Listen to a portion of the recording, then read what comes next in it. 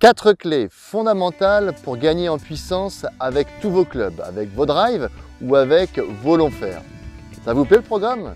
Bonjour, c'est Alex d'eGolf Pro, optimisateur de performance golfique et je suis ravi de vous retrouver dans cette nouvelle vidéo où on va voir 4 clés vraiment cruciales pour gagner en puissance avec tous vos clubs.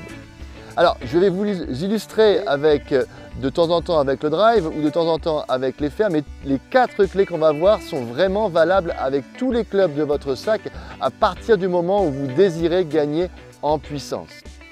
Alors, la première clé, c'est la jambe pivot. Alors, la jambe pivot, c'est l'axe autour duquel vous devez effectuer votre swing, la jambe avant ou la jambe arrière. Et c'est un facteur très important pour mieux compresser vos balles. Alors, c'est vrai qu'à partir du moment où vous allez vous mettre sur votre jambe pivot, attention à bien respecter la position de votre colonne vertébrale. Parce que je n'ai pas dit que vous deviez mettre votre poids sur l'avant, par exemple, de la sorte. Sinon, vous allez être ce que j'appelle en pivot inversé. Et là, ça va être une catastrophe parce qu'à partir du moment où vous allez être en pivot... En pivot inversé, vous allez aller de l'autre côté ensuite. Et là, ça va être tout sauf une clé de puissance. Donc, c'est très important de comprendre votre jambe pivot et c'est très important de comprendre comment vous allez placer votre poids sur la jambe avant ou sur la jambe arrière. De la sorte, si vous placez votre poids sur la jambe arrière avec une colonne complètement inclinée, comme je vous montre maintenant, qu'est-ce qui va se passer? Vous allez avoir votre plan des épaules qui va être complètement redressé. Et là, qu'est-ce qui va se passer aussi? Vous allez complètement rester en arrière. Et là, ça va être aussi quelque chose de contre-productif pour votre puissance. Et c'est la même chose avec votre drive. On vous dit toujours qu'il faut être incliné, qu'il faut être sur la jambe arrière au drive. Mais si votre jambe pivot est la jambe avant, là, ça va être une catastrophe parce que vous n'allez pas respecter votre fonctionnement naturel.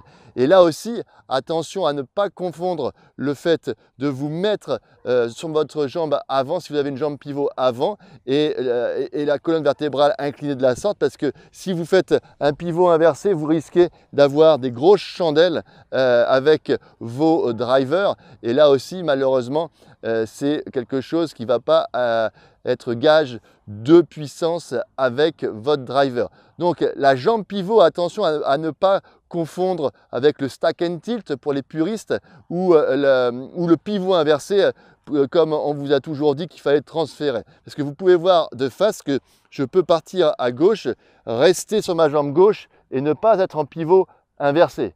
Vous voyez? Un pivot inversé, c'est lorsque vous êtes à gauche et lorsque votre haut du corps reste à gauche de la sorte. Voilà la première clé. J'espère déjà qu'elle vous a plu. Mettez-moi déjà un gros pouce. Ensuite, la deuxième clé, très importante, à partir du moment où vous allez savoir votre jambe pivot, vous allez pouvoir comprendre et connaître votre hanche motrice. La hanche motrice, en général, c'est la hanche qui va pouvoir générer de la puissance et dans 85% des cas, elle est du côté de votre jambe pivot. Donc c'est pour ça que c'est une conséquence entre guillemets de la jambe pivot.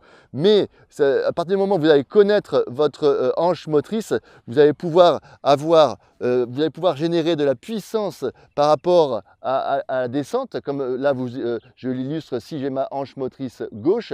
Et si vous avez une hanche motrice droite, vous allez pouvoir vous enrouler beaucoup plus facilement. Et ça, c'est un bon conseil pour les seniors pour pouvoir gagner en puissance facilement. Je dis bien facilement. Donc vous voyez déjà ces deux clés qui sont très importantes, à savoir la jambe pivot et la hanche motrice, sont deux clés fondamentales pour pouvoir parfaire votre distance. Et ne croyez pas qu'avec l'âge, on est obligé de perdre des mètres. Et il y a toujours une solution pour pouvoir parfaire votre distance, parfaire votre puissance, même si vous, entre guillemets, prenez de la bouteille. La troisième clé à présent pour gagner en puissance, c'est l'équilibre. L'équilibre, c'est sûr que si vous faites des swings et que vous perdez une fois l'équilibre vers l'avant, ou si vous faites des swings et vous perdez l'équilibre en arrière, ou si vous faites des swings et vous perdez l'équilibre vers la cible, il est clair que là aussi, ça ne va pas non plus être top pour pouvoir prendre la balle dans le sweet spot du club. Vous risquez d'excentrer dans la pointe, dans le talon, sur le haut du club, sur la partie basse du club. Donc là, c'est sûr que si vous décentrez vos coups dans la phase de club, là aussi, vous allez perdre énormément de distance. Et donc, une astuce pour pouvoir centrer vos coups et d'optimiser votre équilibre. Et pour pouvoir optimiser votre équilibre, il est impératif de connaître votre cadran de l'équilibre. Alors peut-être c'est la première fois que vous entendez cette notion de cadran de l'équilibre dans mes vidéos. Et dans tous les cas, on a soit un équilibre vers l'avant, soit un équilibre vers l'arrière, soit un équilibre sur la droite, avec la jambe pivot d'ailleurs, soit un équilibre sur la gauche. Et si vous combinez tout cela, on a 2 points sur l'avant et 2 points sur l'arrière. Et connaître ces 4 points sont cruciaux pour pouvoir savoir déjà quel est l'équilibre tant statique idéal que dynamique. Et c'est là où, à partir du moment où vous connaissez l'aspect dynamique de votre équilibre, vous n'allez plus du tout perdre votre équilibre pendant le swing, comme je vous l'ai illustré il y a un instant.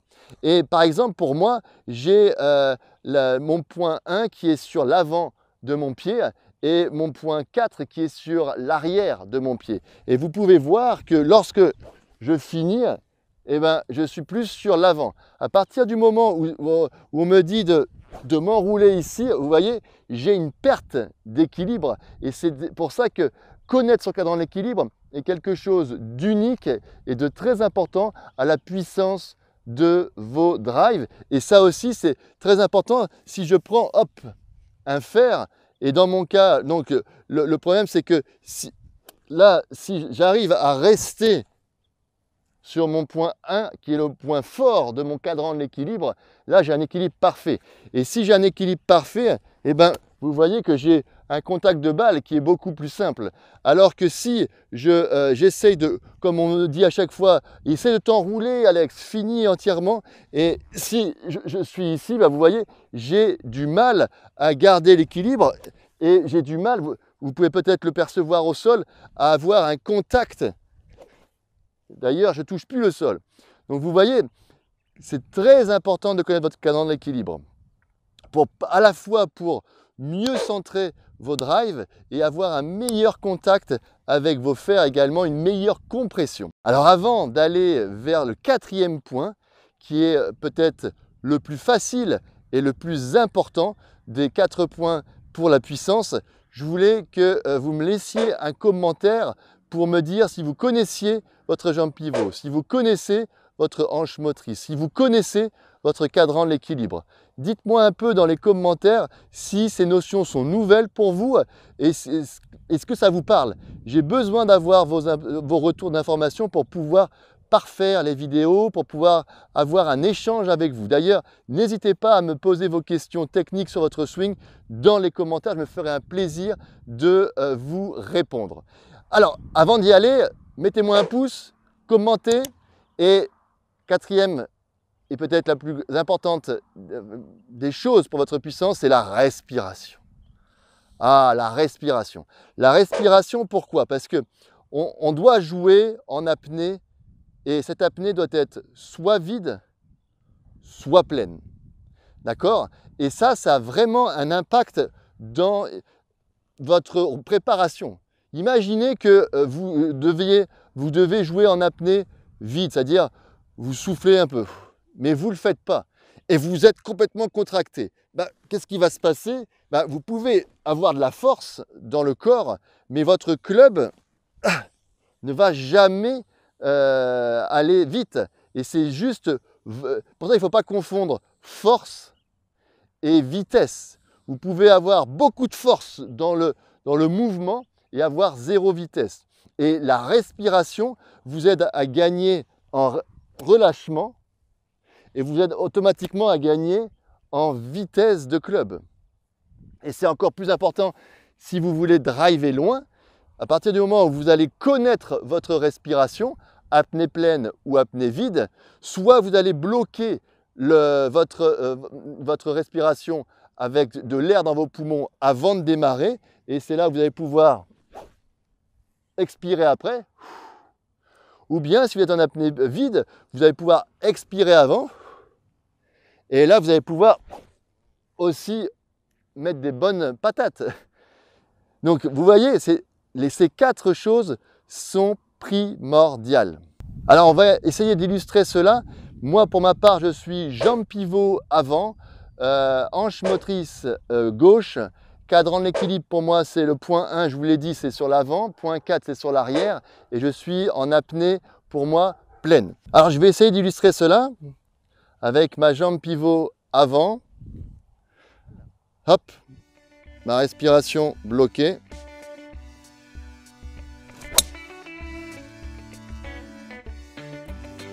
Bonne balle en équilibre à la fin, comme vous pouvez voir, plus sur l'avant du pied, comme mon cadran le recommande. Alors si vous avez aimé cette vidéo, je vous demande de mettre un pouce.